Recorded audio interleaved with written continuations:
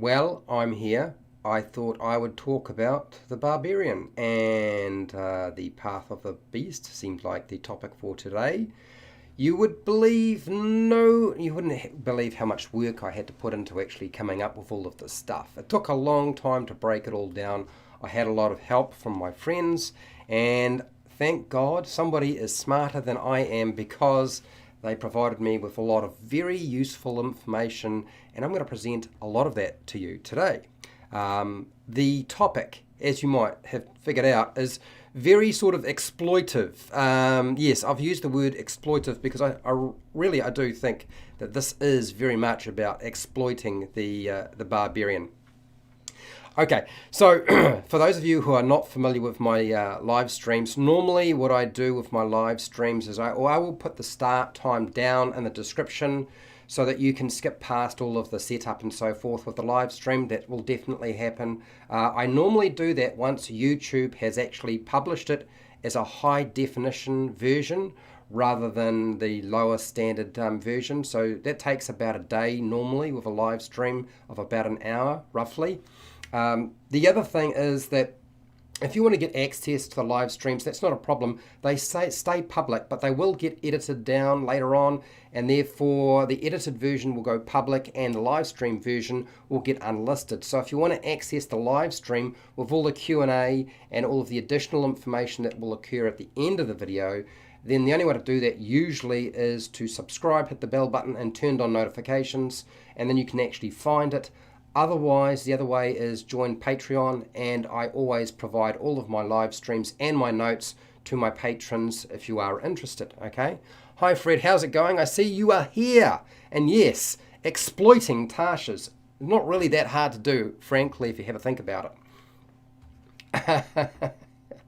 Okay, so I think my sound is working fine, so I'll pop out that. The other thing is that normally with my live streams, if you haven't been part of them before, I will present everything first using my notes, and I have about 4.5 pages of notes that sort of go about how to do this, okay? And I will also go over the material with you, so there's going to be a lot of content for today. There's a lot of meat and potatoes. So I present everything first. I use slides rather than my face, and then I will come back at the very end and present everything with the webcam, and we'll have a Q&A, questions and answers, and have a discussion about the topic. And I'm hoping that this gives people the tools they need as a player and highlights to Dungeon Masters what they are looking at in terms of the future, because they're looking at a very different future with regard to Dungeons & Dragons 5.5. Hi Matt, how's it going Matt? Alright, so grab some food, settle down. I would suggest a drink as well because you're going to need it.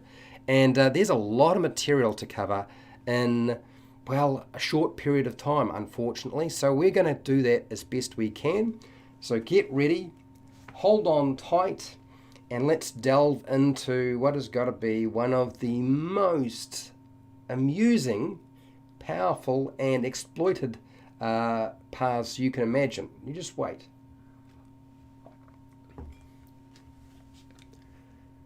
Hi, welcome to HowtoDandD. My name is Fred Wheeler, and today I want to talk about Dungeons & Dragons, specifically Dungeons & Dragons 5e and the Barbarian. And the topic I thought I would pick out is high-level barbarians. No, not really. No, we're going to talk about exploiting the Path of the Beast Barbarian in Tasha's Cauldron of Everything. Now, what I'm going to do is I'm going to break down everything bit by bit. You will have to pay attention because there are lots of things I'm going to talk about that actually add to your game and aren't necessarily completely obvious when you look at the description of the abilities or features in the book or in the rules for Path of the Beast. So there are a lot of things that you have to sort of read between the lines, and there's a bit of maths involved to try and figure out which is your better option. So what I thought I would do is start at the very beginning. Barbarians who walk the path of the beast draw their rage from a beastial spark burning within their souls. That beast bursts forth in the throes of rage, okay, obviously, physically transforming the barbarian. Such a barbarian might be inhabited by a primal spirit or descendant from some sort of shapeshifter. You can choose the origin of your feral might or determine it by rolling on the origin of the beast table. I mean, I don't like the idea of personally rolling on a table, but you can do that, and there is a table obviously available to do that with. So let's have a look at it. One of your parents is a lycanthrope, and you have inherited some of their curse. You are descended from archdruids and inherited the ability to partially change shape. A Fey spirit gifted you with the ability to adopt different beastial aspects. An ancient animal spirit dwells within you, allowing you to walk this path. Essentially, what we're looking at is playing Wolverine. I think that's really where this was going. I think it's a smart move by Wizards of the Coast. I think this is actually quite a fun subclass with appropriate flavour and mechanics that generally makes sense. So I'm going to break all of that down very, very slowly because there's a lot you can miss. I would say this though, Path of the Beast might not be as formidable as Path of the Totem Warrior with the bear option. You know, the fact that you can have resistance to every type of damage apart from psychic is a big deal in my opinion, but Path of the Beast is still impressive. In fact, I think I like this subclass more than the Totem Warrior, just because we see the Totem Warrior so often anyway. So the first ability, Form of the Beast. You get that at 3rd level.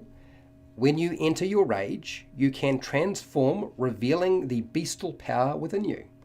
Until the rage ends, you manifest a natural weapon.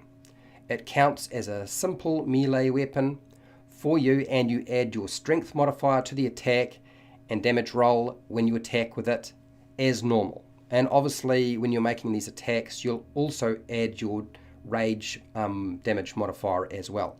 You choose the weapon's form each time you rage, so you don't have to pick the same one. There's a lot of versatility there. The first one I want to talk about is the bite. Your mouth transforms into a beastial muzzle or great mandibles, your choice. It deals 1d8 piercing damage on a hit. Once on each of your turns, when you damage a creature with this bite, you regain a number of hit points equal to your proficiency bonus, provided you have less than half your hit points when you hit. Okay, so when are you going to actually use the bite? The bite is useful when you are dangerously low on hit points. Obviously you have to be less than half, but I would say near the point where you're going to go down. And you need to regain a few hit points, and that would actually make a difference by gaining just a few hit points back. You're not going to get a lot because it's only your proficiency bonus. It's going to be a bit more useful at higher levels, but at higher levels damage is usually a lot higher because the monsters you're fighting are more powerful. They do a lot more damage than lower level monsters. You're not going to use the bite very often. It's one of those things where it might be good if you can link it in with something else, like one of the other races that are available in the game. But other than that, the bite's not a terribly useful tool, unless of course you've got something that you can do in terms of, like, say, maybe a grab. Grappling might be useful if the dungeon master will allow you to do that, that is. Next one, claws. Each of your hands transforms into a claw, which you can use as a weapon if it's empty. So you can't have anything in it. You can't be holding a weapon in your hand. You can't be holding anything else. It deals 1d6 slashing damage on a hit. Once on each of your turns, when you attack with your claw using the attack action, you can make one additional claw attack as part of the same action. So what has that done? Essentially, the claws are extra attack at level 3. Yes, and it's better than 2-weapon fighting. You don't have to worry about trying to pick up a fighting style of any kind, which you couldn't do unless you were to multi-class, and you don't really want to necessarily pick up a feat You're not necessarily going to get access to a feat that early on. So this is actually a very good feature. One of the things, I did the maths, and I think this feature will probably do more damage than any other option you might try to pick up. Going 2-weapon fighting with light weapons, unless you have fighting the right fighting style or a feat, you're never going to do as much damage as this. You are definitely not going to do as much damage if you have a 2-weapon or 2-handed weapon, such as a long sword or a great axe. And the simple reason is you have the potential to hit with 2 attacks. The 1d6 isn't the big deal. Who cares about that? It's the fact you're adding your strength modifier and your rage damage modifier as well to every single attack. That's where it makes the big difference, okay? Because you're going to be using that twice, provided you can actually hit. So it's important to ensure that you can do that. The other thing that I think a lot of people haven't completely clicked onto, and the claws mean that you are able to hold items. You can actually hold something. You can hold a weapon. You could then drop the weapon if you don't want to use the weapon, or you could use it. You can access something like a healing potion from your pack with your claws, which you can't normally do if you have a weapon in your hand and you're wearing a shield. It also means, yes, you can wear a shield and you use your claws, but you can also access something. And potentially you could also use your tail to access something from your pack, or hold something with Dungeon Master discretion. I think a few Dungeon Masters will say no, but I think a lot of Dungeon Masters will say yes, you can. I like this. I think this is probably the one that a lot of people are going to go to more often than not. But it does get better because there are more things you can use. The tail. You grow a lashing spiny tail, which deals 1d8 piercing damage on a hit and has the reach property. Oh my gosh, there's so many things you can do with this. If a creature you can see within 10 feet of you hits you with an attack or an attack roll, you can use your reaction to swipe your tail and roll a d8, applying a bonus to your AC or armor class equal to the number rolled on the dice, potentially causing the attack to miss you. So when you roll a d8 or an 8-sided dice, on average, you are adding between 4 and 4.5 more points onto your armor class. Okay? Obviously, a half means nothing. I'm just talking in terms of averages. So anywhere between 4 and 5 is going to be added to your armor class. And for a barbarian, that's a big deal. What this means is, rather than worrying about having damage resistance like the totem warrior, you're going to simply have less attacks actually hitting you, and that's a really good feature. The damage output from the tail is not very good, but here's the thing. You can hold a weapon in your hand and make attacks. So if you want to have that 2-handed weapon, the great sword or the great axe, you can still do that and still have the tail available to block incoming attacks. And that actually makes it really good. There are other things that make this thing my favorite feature. The tail's 10-foot reach is great for a medium size or a large monster that does not have reach, okay? Anything that doesn't have extended reach beyond 5 foot. And if you have reach and they don't have reach, that means you can make attacks when they can't. You don't have to necessarily be within 5 foot. You can be 10 foot away and still make an attack against them. But also on top of that, it is possible for you to make an opportunity attack, because it still allows you to make an opportunity attack with your tail, because that's a threatening area. So that is actually really useful, particularly for something like enemy who are moving around behind the front line and trying to get into position. And if they move around, that's really played into your feature pretty well. The tail can be used consistently to deflect attacks every round with your reaction, compared to something like an opportunity attack, which doesn't really present itself that often. Reactions aren't normally a resource that we use in the game. They come up very rarely, and therefore suddenly the tail is going to be using that resource pretty much every single round, because you're a barbarian. The chances are you're in the front line. Also, on top of that, the claws, the tail, and the teeth will help you intimidate a creature. I think that a Dungeon Master will more than likely allow you to have advantage on any kind of intimidation check or charisma check with a creature, so you can just scare them off and you won't even have to worry about fighting them. The other thing is the claws will allow you to grapple a monster while you have natural weapons available to use if you want to make attacks, and you could potentially grapple with the tail if you wanted to as well. And I think that is just downright impressive for any kind of feature in the game.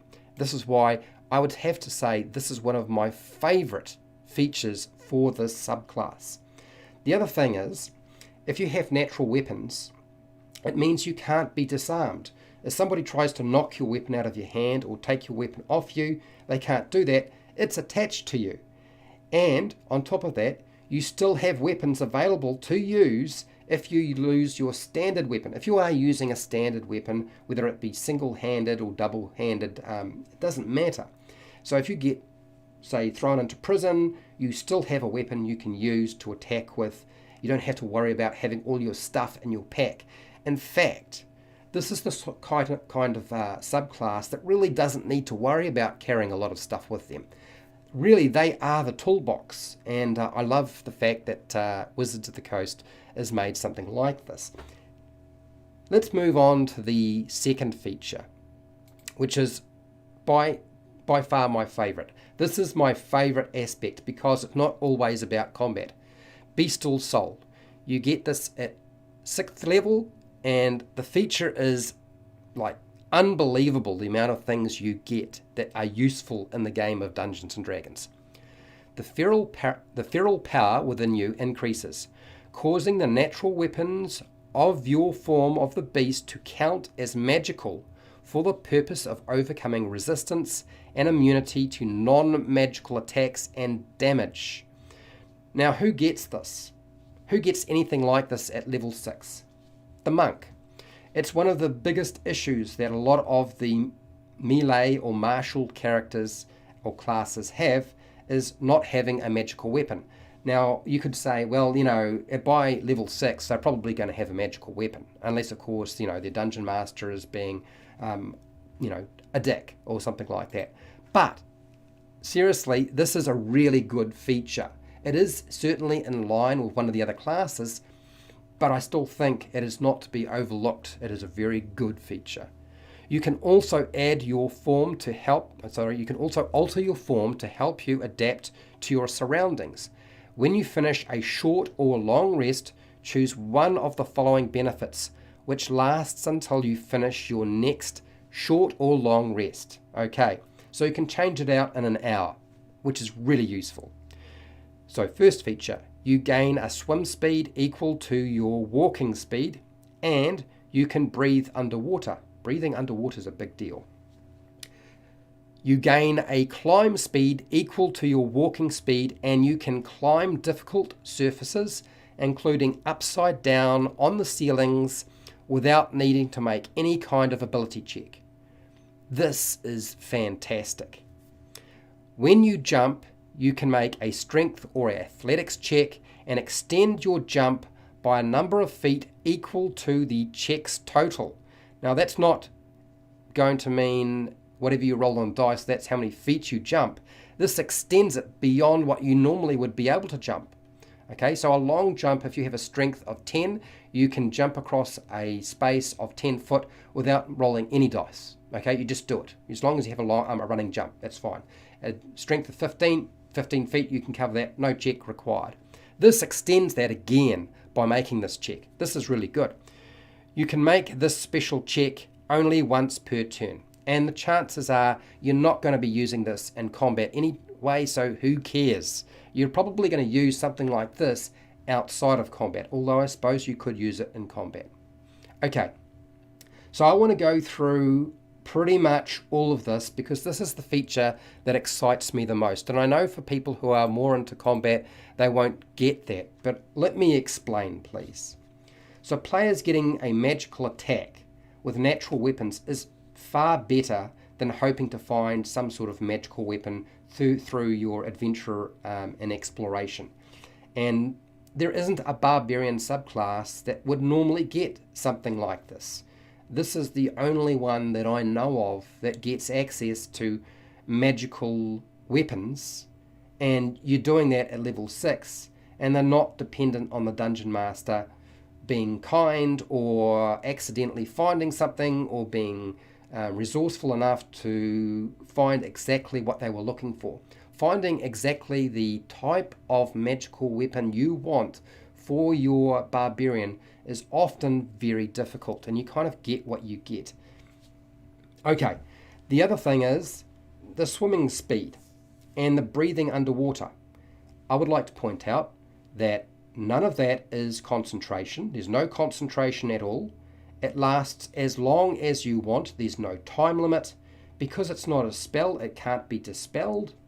The feature is better than the spell water breathing in many ways. Now, I know water breathing allows you to apply it to more than one individual, but this is one individual who does not need this, okay?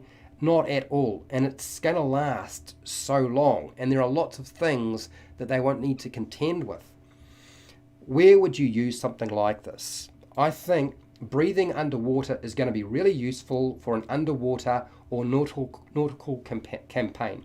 Any kind of campaign that's underwater or nautical. Now, they don't come up that often, but it allows you to explore that location freely, and you can fight underwater and not have to worry about holding your breath or having somebody cast a spell on you, so you can breathe underwater. These are all good things, really good things.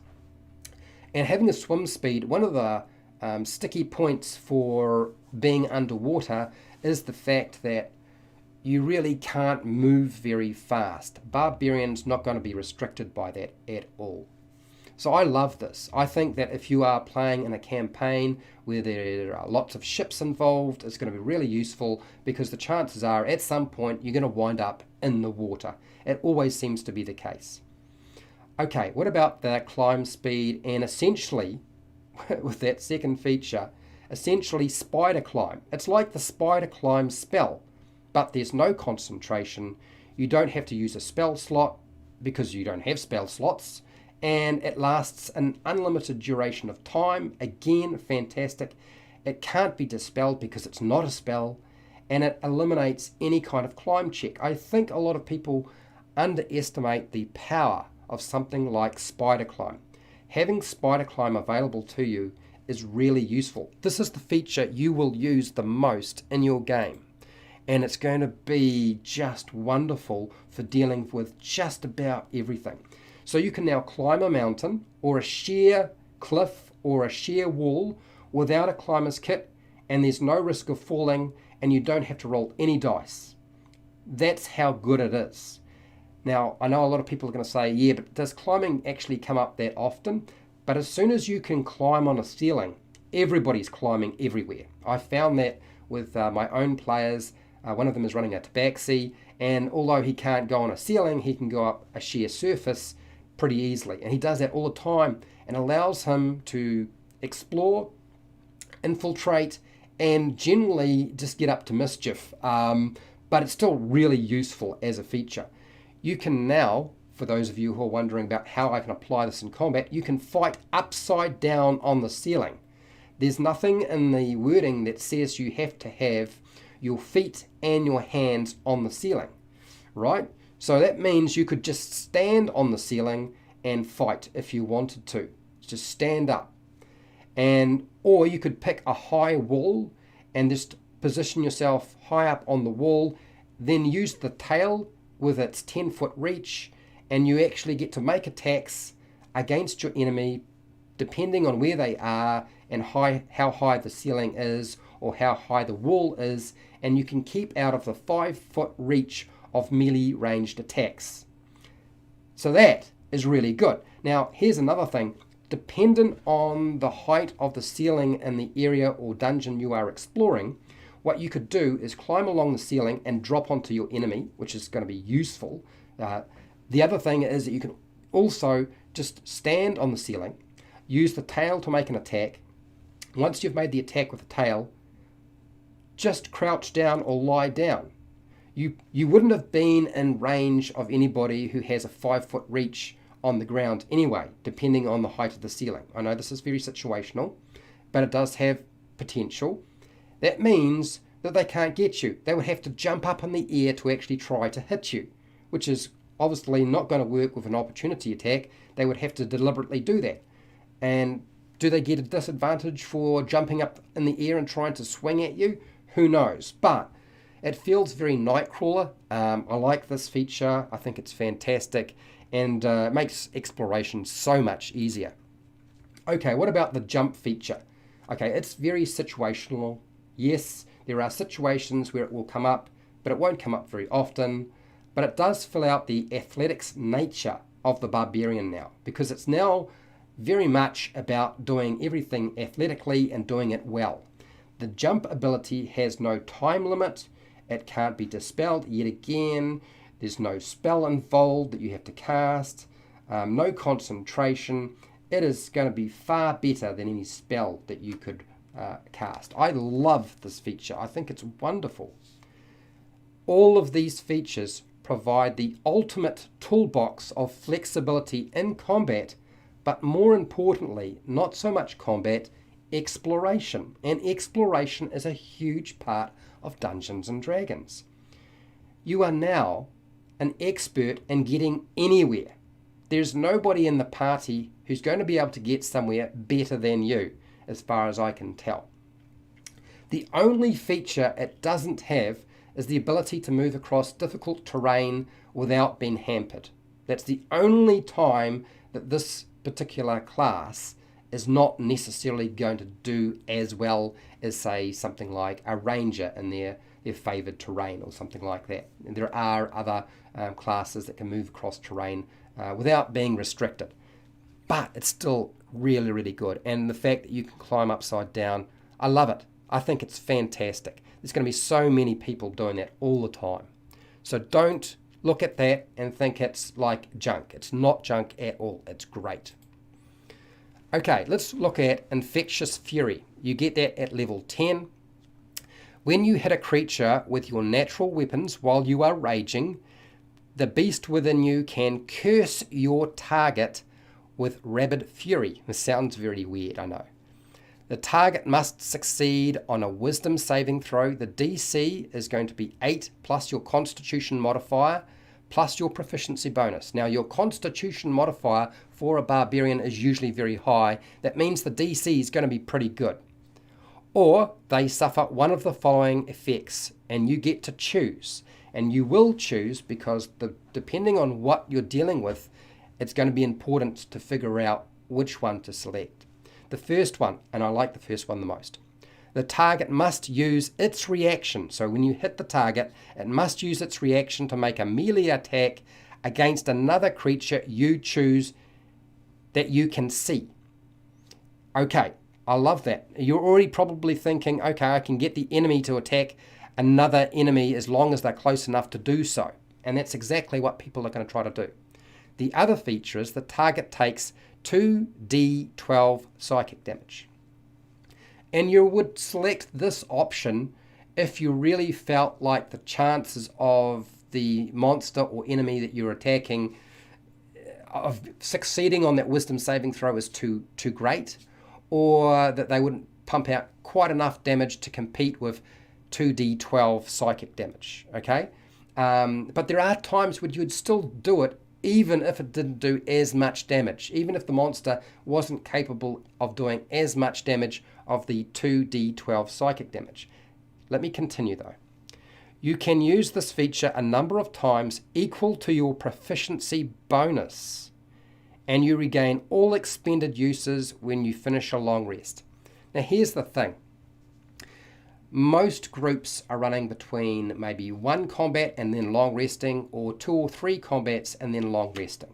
Okay, that's the normal pattern for most adventuring groups, and I know this because I did a survey not so long ago. Why is this really useful? Well, it does a lot of damage. If the enemy is a big hitter, like a giant or a dragon, it's going to do a bucket load of damage if you can get them to attack another ally that's close by.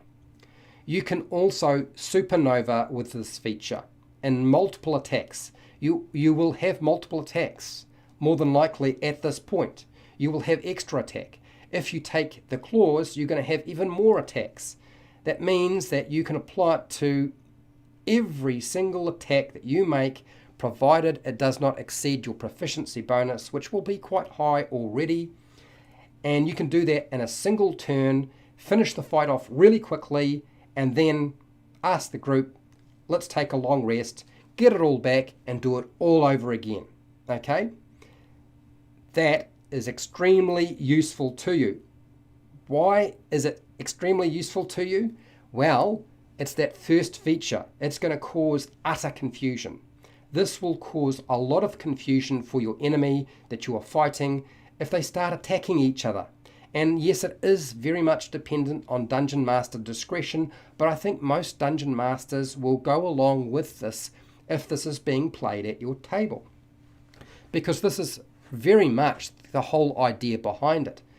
Can you imagine once you start doing this, one of the enemy has been attacked by an ally and suddenly, well, do they attack the party now? Or do they attack their ally who suddenly just bashed them? I think it's going to be a lot of fun. It's going to cause a lot of chaos. You're going to love using this thing. I love this feature. It's wonderful. You can also force the enemy to use their reaction if you use the first feature so that they don't get an opportunity attack. It's not available, and that means you can now move past them and move to the real target, which will be in the back line. And that's a very useful feature to have, particularly when you're dealing with any kind of battle at higher level, because there's usually some sort of spellcaster sitting in the back line or some other creature or monster who can do an awful lot of damage to you, and you can now get past that front line, provided there isn't a wall of them. You don't have to worry about those opportunity attacks if you can force them to use their reaction, and this will do it. This is better than most subclass features of the same level, in my opinion. I think this is an incredible feature. Now, the other thing to remember too is because you can apply it to the target that you strike, and if you strike multiple targets, right, and they have to make a wisdom saving throw, you could just use the damage. 2d12 psychic damage every time you use it. That's a lot of damage in just one turn. That's a bucket load of damage. And it does stipulate when you hit a creature, it says nothing about only getting to use it on one attack or any kind of restriction like that. So that means you can definitely supernova with this thing. And more than likely, most people will. Okay, the last feature, Call the Hunt. You get this at level 14. The beast within you grows so powerful that you can spread its furious nature to others and gain resilience from your joining your hunt. So basically, you're going on the hunt. You're got to the point where you are now infecting your own members with this bloodlust, I guess. When you enter your rage, you can choose a number of other willing creatures you can see within 30 feet, and it has to be equal to your Constitution modifier with a minimum of one creature. You gain 5 temporary hit points for each creature that accepts this feature. Who's not going to accept it? Until the rage ends, the chosen creatures can each use the following benefit once on each of their turns. When the creature hits a target with an attack roll and deals damage to it, the creature can roll a 6-sided dice or d6 and gain a bonus to the damage equal to the number rolled. So that means you're getting between 3 and 3.5 extra points for your allies in terms of damage output. And that's everybody that you can apply it to. And guess what? You're a barbarian, man. Constitution modifier is going to be pretty high on you. You can use this feature a number of times equal to your proficiency bonus, and you regain all your expended uses when you finish a long rest. So here's where I see this being a problem you can certainly cover all of the battles that you fight. Your proficiency bonus will probably deal with all the battles you fight. You could use this just once during your battle. You know, once during battle and then wait again and use it again. Proficiency bonuses don't go up that quickly. So there is sort of a trade-off there. But it does state that you can use it a number of times. The only problem with using this multiple times in the same battle is you're not going to be able to stack up those temporary hit points. But you will be able to allow your allies to do additional damage. So it's a trade-off. Unless, of course, those temporary hit points have been disposed of during the battle and you've taken enough damage to get rid of them, that you can do it again in the same battle. And as I said, most groups are only taking the time to have one fight and then long resting, or between 2 and 3 fights. So there's a chance that you could do this every single turn in the same battle. Yeah? You get it? All right, okay. So on average, you're going to get about 15 to 20 temporary hit points with a group of about 4 to 5 party members.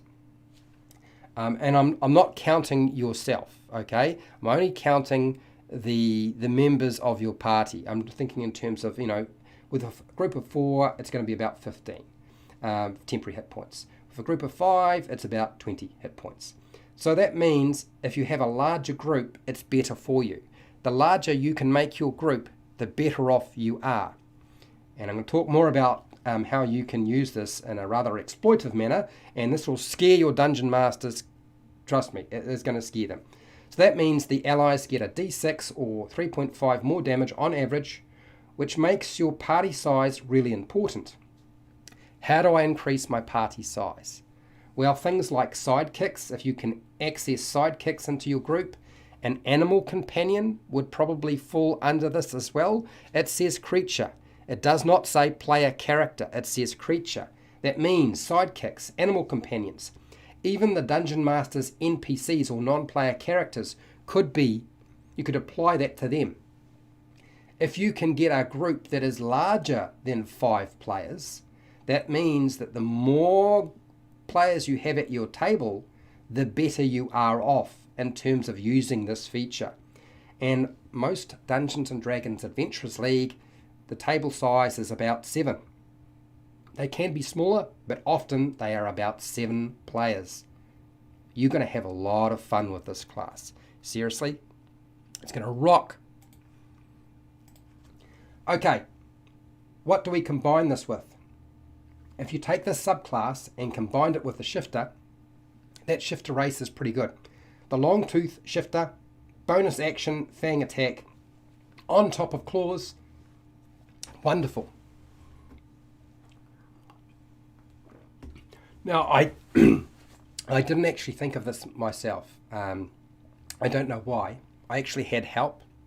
I was checking out another channel, and they did mention the shifter, and I thought, yeah, they're right.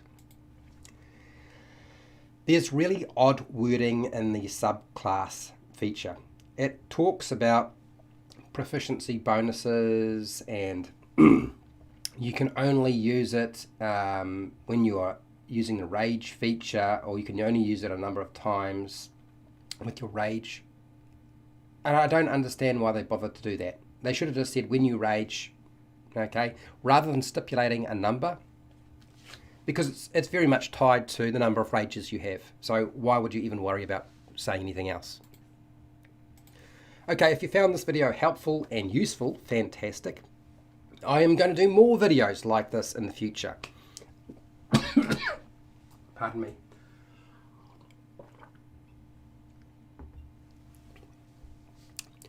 So I'm going to do more videos like this in the future if you are interested. If you're not interested in this sort of content, but you like what I'm doing, then I have videos for players and dungeon masters that I'm sure you will find really useful. So if you want to support the channel so I keep doing video content like this, you can do that through Patreon, the Amazon affiliate links down in the description, my merchandise shelf, or just watch my videos. Make sure to share, like, and subscribe, hit the bell button to be notified when I go live and when I publish new videos. And hey, till next time, keep rolling those 20s.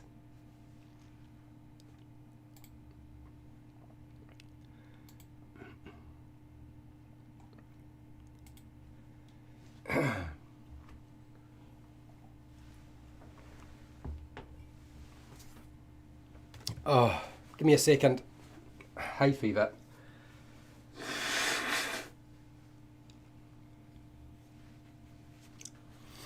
Alright, let's see if my eyes are working today. And let's skip back over to the camera.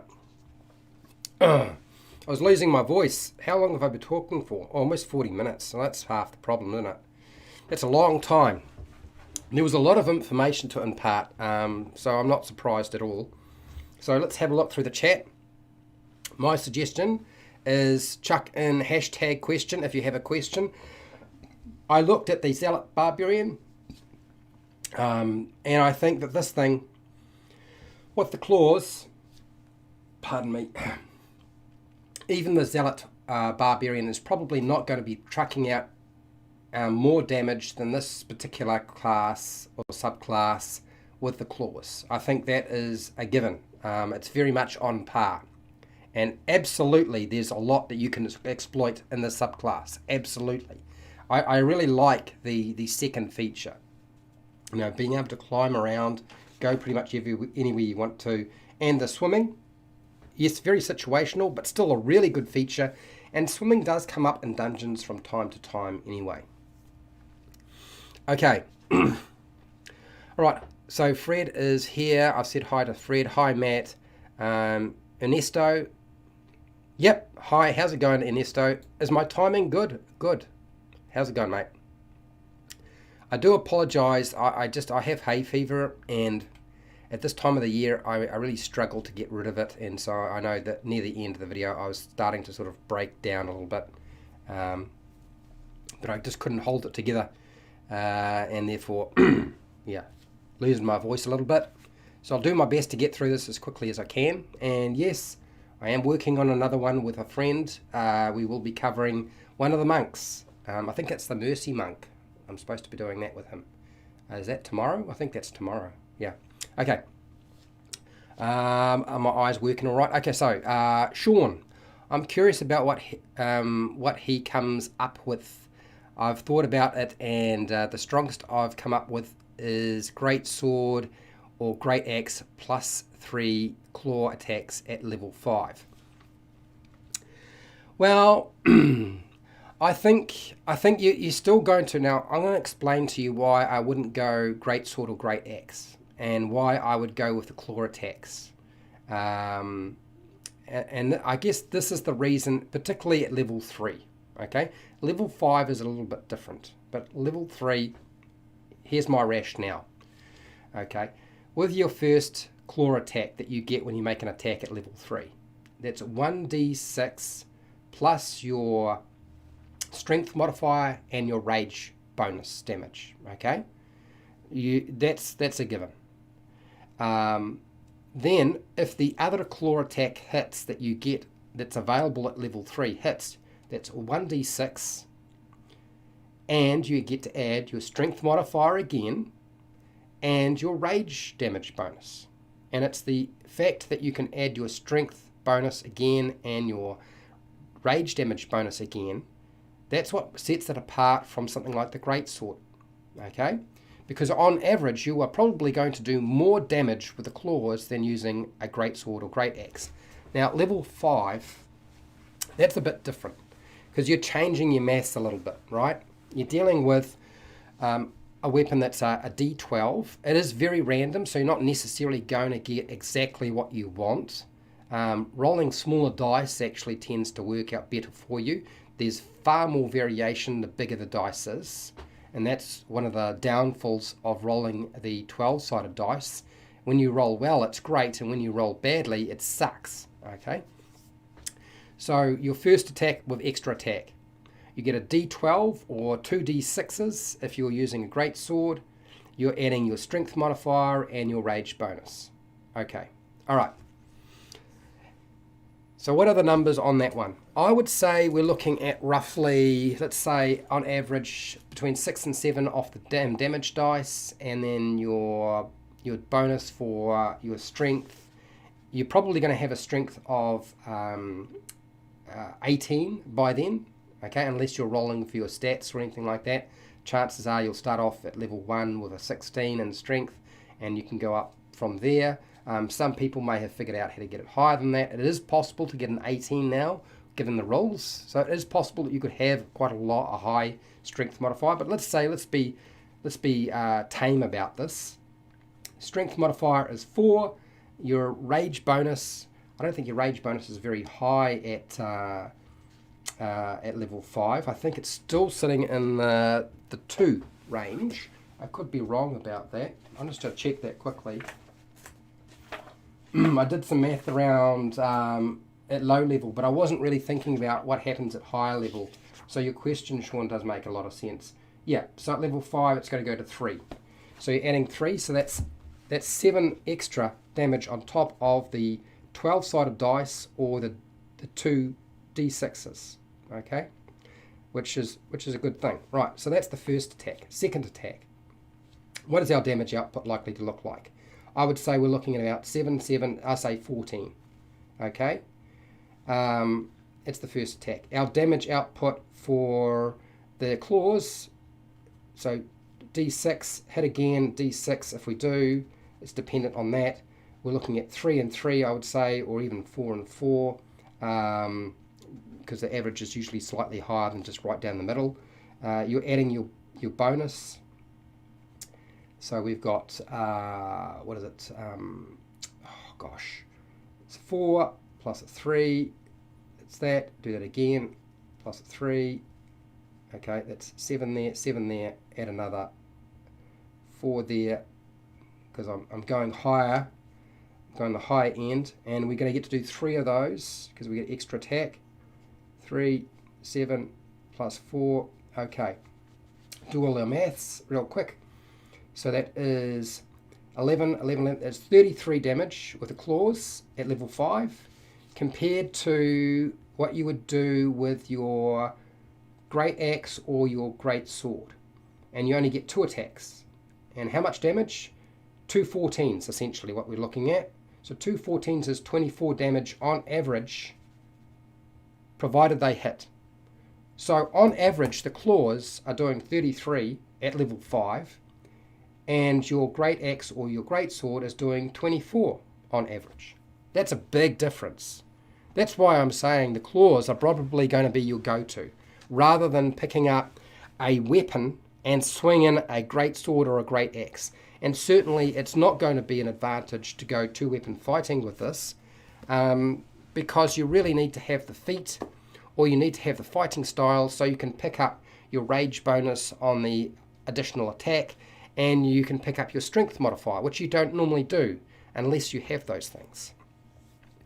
I think it is exploiting it. I think it's giving you the math behind it. You reckon more Hulk than Wolverine? I think it is. I think it's very much Wolverine. I mean, I suppose you could say Hulk, but I think it is very much. The theme behind it is definitely transforming. And I guess there are elements. I mean, when is Wolverine not angry? He's like always seems to be angry. All right. So that's why I'm saying, go with the claws. Don't go with the handheld weapon. Overboard DM. Hello, how's it going? Hi, Joe. Overboard DM has a YouTube channel, deals with miniatures, terrain. Go check it out. You'll love it. Does a lot of stuff that most people don't actually do. F Hubba. Sounds like they wanted to give the wild shape of a druid to the barbarian. Yeah, it does a bit. Yep. And I stomped hard on playing on a player wanting to do that.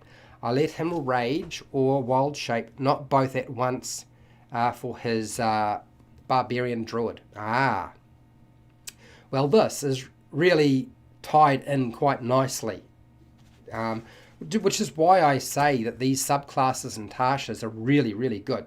They're almost hands down better than most of the other options available, particularly if you want to do damage, and you're doing damage and you're getting these features at level 3. You don't have to wait that long, okay? It's available very, very, very soon.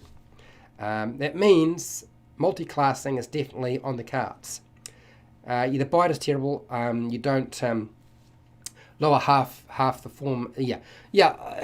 Look, there's a time when it might become available and make sense. I think that you don't necessarily have to have the bite option. if you go long tooth shifter. You can go long tooth shifter and still make an attack as a bonus action with your fangs and use your claws. And you will do stupid amount of damage at low level. It is possible at level 3 with a long tooth shifter to make a fang attack as a bonus action, use your action to get your 2 attacks with your claws, and just pretty much hoe through everything. I'm sure a lot of people are going to love doing this. It will. I calculated. I haven't compared it to the Zealot feature though. I checked the Zealot feature. It's because the problem with the Zealot feature is it's a D6 plus half their Barbarian level. Okay, half their Barbarian level, and that's where the problem lies. Is because you'll be rounding down. When you get to level 3, you're rounding down. You don't get 2, you're getting 1. So it's not going to be as good. It will be as good or on par with the Zealot. It's not much different to the Zealot in terms of damage output. But I think what makes it really, really useful for you, and that could change at higher levels when you're dealing with multiple attacks, but I'm pretty sure the Zealot feature only applies to 1 attack rather than multiple attacks. I could be wrong. Matt, kobolds get this feature naturally, right? I can't remember, but I don't think too many people are going to even touch it because of, if they're using the new Origins rule set, then kobolds really get slammed pretty badly, just because they don't have the +2/+1 option there, and they don't get a +2/+2. I would imagine we're going to see like everybody playing a mountain dwarf very shortly with those rules. Okay, the rules don't grant advantage on intimidation raw. Yeah, but that's beside the point, Sean. As raw, as a dungeon master, the chances are a dungeon master will say, yeah, look, that seems reasonable to me, that you've grown claws and you're growling at them. I would probably do that. Does that necessarily transition into Adventurers League? Well, it will depend on your dungeon master. Okay? So, and I did point that out when I was talking about it. So there is some leeway required with your dungeon master, but I think a lot of dungeon masters would certainly allow it. I don't think that they would say no. There will be some. A grug with extra jump. Yeah, Gordon, you're right. I know one of my friends, Simon, was talking about joining the grug up with this feature and just jumping all over the place. I don't know that it's hugely useful in combat, but it depends on your environment. It might be really useful to be able to jump over the enemy, because you're going to... That extra bonus with the jumping feature, jumping up is hard. Long jump is the easy part. It's getting above things. But if you're rolling a dice, the chances are your modifier and what you roll on the dice is going to be quite high. And you get to add that number in feet to every to your jump when you're going up. So you should be able to clearly jump over the top of somebody. And you link that up with a grug or even any race, it's probably going to do really well. Yeah. Even though I'm not getting Tasha's. Okay. Well, I understand it. I totally get it. I'm getting Tasha's because my players are going to wear me down eventually. It's only a matter of time. Matt, yes, I have always wanted to give my enemies rabies. Well, yeah. It's a weird one. I know. It is the big elephants in the room. Absolutely. Yeah. So you're right, Joe, that DMs are going to have to step up their game if they have this particular subclass in their game at their table, particularly if they're playing with a lot of players, because the more players at the table and the more other allies traveling with them, the stronger the feature becomes. Matt, I will torture my players with Tasha's book of everything, including the kitchen sink. Dear. Yeah, well, look, I guess yes, absolutely. The roper would probably be able to deal with a lot of this. You should be putting ropers in your caves anyway. They are the monster for dealing with a cave location. I was really amazed at that spider climb feature. Yeah, I mean, essentially it is spider climbs, climbing upside down. Um, and of course, you can make your ceilings sort of loose and fall away if you wanted to. But I think the idea behind this is to show you what it can do, and as a player, you will use it, and as a dungeon master, you will hopefully be prepared for what you're going to have to contend with, because you are definitely going to find players doing these sorts of things. They may not figure it out straight away, but they will eventually cotton on to what they can do with this particular subclass.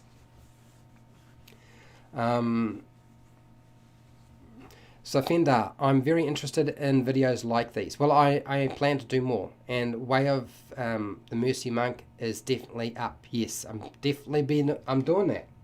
I discussed it with Simon. We're going to meet tomorrow afternoon, and we're going to sit down and nut it out. I can't hurry, Matt. It takes time. Do you have any idea how long it took me to go through this and talk with Simon about how we could use it, or how you could use it in your game? It took a long time to come up with all of that. Brian Lee, how's it going, Brian? A dice tray would be useful for when you roll the dice during a game, but it may not always be necessary. Your thoughts, HowtoDandD? Now, look, I've run games from level 1 through to level 20, and these are not one shots. I went the gambit right across the board, and at higher levels of play, most of the players that I had at my table, they would bring sets of coloured dice, specific colour, red, yellow, blue, purple, whatever it was, and that represented every attack they were making. Okay, so they had a D20 and their damage dice for that attack, D20 and a damage dice for another attack, and of course a lot of them were making anywhere from 4 to 5 attacks, and if they action surged, depending on what sort of race class they were, like a fighter, they could pump out 10 attacks. So they would have these dice in these bags all set out on a tray. They'd bring their own tray for rolling their dice. They usually had a small cup, and they would just sort out all the dice, and when it was their turn, they'd just scoop them all up or chuck them into the cup to start off with, and when it was their turn, they'd say, okay, I'm making 3 attacks on da-da-da-da-da, and they'd roll the dice, and they'd tell me which colour represented who they were attacking if they were attacking multiple enemies. That's how you deal with high-level play. And even that is slow, because they've got to count up all the dice, add all the modifiers, which they will usually have figured out in advance. High-level play really requires dice trays, dice cups, and bucket loads of dice, because you do not want somebody sitting there rolling one dice at a time. I do my attack, then I roll my damage. It's just an appalling to have to deal with as a dungeon master. And if I had players doing that, I would probably tell them they need to change what they're doing, or hurry up and get it done, or just go, because I just don't want to deal with that. I'm not interested. At high level, you have to be organised. Overboard DM, good live stream, Fred. Always love watching and listening to your breakdown content. Well, I hope this winds up being useful to people and not just players. What's that, Fred? The D20 not used much. I put it beside the target for that colour dice set. In other words, I use the 12-sided dice as a marker in my game, because it usually doesn't get used very much either. But that's just me. Then I can roll a bucket of dice at once. Yeah, fair enough. Normally, when it comes to rolling dice for my monsters, I only roll one six-sided dice, and I add that to the average damage the monster does. So my monsters always do slightly more than average damage, because I'm dealing with experienced players now. They've been playing the game a long time. Almost all of my monsters have got maximum hit points. I will most certainly be talking about more of the Dungeon Master tools and Tasha's, because I feel like they are things that need to be discussed, and I tried to discuss them in another video and people just didn't really believe me. So I am going to break it down and be very clear about what I'm saying. Fender, have you explored the Xanathar subclasses in your videos? I did a couple, not a lot of them. I did the Hexblade because the Hexblade is the most, probably the best Warlock and the most broken subclass for the Warlock. It's a no-brainer. I think it's still probably the best subclass out there. I did talk about that with one of my friends. We also, I think we talked about the Sun Soul Monk. I believe that was the Sun Soul Monk. Kenzai and the Drunken Master. I'm pretty sure we spoke about the Drunken Master and the Kenzai as well. I did not cover the Barbarians from Xanathars. I did not cover a lot of the other subclasses for like Bard, Cleric, Paladin, Ranger, Rogue, Sorcerer. I didn't do those. I did the War Mage. I did cover that. Now the reason I don't do those sorts of videos, Fender, is they're usually not things I want to talk about. I don't really get excited about character builds. I don't really feel inclined to respond to comments about them because I always find I always feel like it's an argument between somebody. Robert, hi Robert, tuning in from. Oh really? Okay. Oh well, look, Robert, you're going to see the word exploit path of that for a long time. It's going to happen for a while. But also the other content will still keep coming through. I am still doing collaborations with other YouTubers, so you'll see that stuff coming through. I've got another one from D&D Homebrew, Kevin, and I've got another one on the Adventuring Day with Wally DM. It was really funny when we sat down and did that, actually. We were talking about it, and I was like, gosh, Wally had a lot of it was hard for him to deal with that. Thoughts on the Astral Monk? Stupidly good. And I like monks and wizards. I don't really feel like they needed to make any of the wizards more powerful than they already were, because wizards are pretty broken as it is. And I love playing wizards. And the wizards they have in this in Tasha's is just stupidly good. I don't think people have really thought about what they can do with these features. They look at them and they don't fully understand what it allows them to do. And I will go over them, but I know Simon, and Simon will probably leave the wizard for the very last, and he'll probably leave the most broken subclasses, and the most powerful ones to the very last, because they won't. I guess I gave him instructions. Simon, well, let's do whatever appeals to you the most, or the most broken stuff. And he said, I'm going to do the stuff that appeals to me the most, rather than the most broken stuff. We will get to the stuff that's more powerful, don't you worry. That will happen. Yeah, I like the Astral Monk in terms of what it can do. As a player, as a dungeon master, it presents a lot of issues that I haven't fully understood.